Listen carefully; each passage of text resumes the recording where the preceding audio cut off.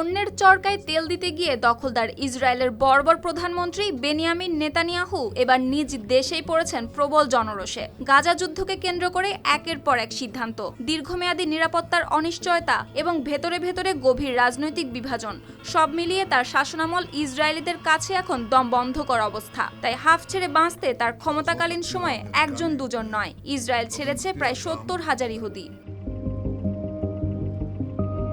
Lily beauty soap, যার anti ageing গুণ তারুণ্য ধরে রেখে ত্বকে করে উজ্জ্বল, তারুণ্যময় উজ্জ্বল ত্বকের জন্য। রিমার্ক।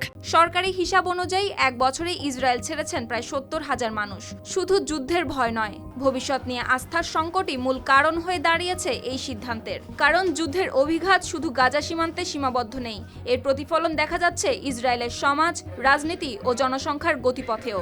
সংবাদ মাধ্যম দ্য টাইমস অফ ইসরায়েল দেশটির কেন্দ্রীয় পরিসংখ্যান ব্যুরো সিবিএস এর তথ্য অনুযায়ী জানায়, ২০২৫ সালে দেশটি ছেড়ে গেছে ৬৯,০০০-এরও বেশি ইসরায়েলি নাগরিক। ৩০ ডিসেম্বর প্রকাশিত প্রতিবেদনে জানা যায়, গাজায় চলমান যুদ্ধ পরিস্থিতি এই দেশত্যাগের অন্যতম প্রধান কারণ।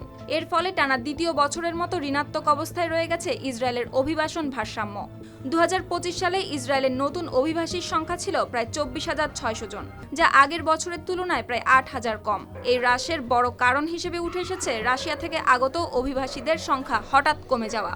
২০২২ সালে ইউক্রেনের বিরুদ্ধে রাশিয়ার যুদ্ধ শুরুর পর রাশিয়া থেকে ইসরায়েলে অভিবাসন বেড়েছিল, কিন্তু সেই ধারা এখন উল্টো পথে হাঁটছে। ৭ অক্টোবর ২০২৩ সালে হামাসের নেতৃত্বে ইসরায়েলের হামলার পর গাজায় শুরু হয় যুদ্ধ। এরপর থেকেই ইসরায়েলের প্রধানমন্ত্রী বেনিয়ামিন নেতানিয়াহুর সরকারের বিরুদ্ধে বাড়তে থাকে জনরোষ। ইসরায়েল যেন নিজেই এখন পার করছে কঠিন সময়। সব মিলিয়ে প্রশ্ন উঠছে, যুদ্ধ আর ক্ষমতার দম্ভে টিকে থাকা এই রাজনীতি কি ইসরায়েলকে ধীরে ধীরে জনশূন্যতার দিকেই ঠেলে দিচ্ছে, নাকি এই জনরোষই একসময় বদলে দেবে দেশটির রাজনৈতিক গতিপথ? শুক্তি রায়, RTV।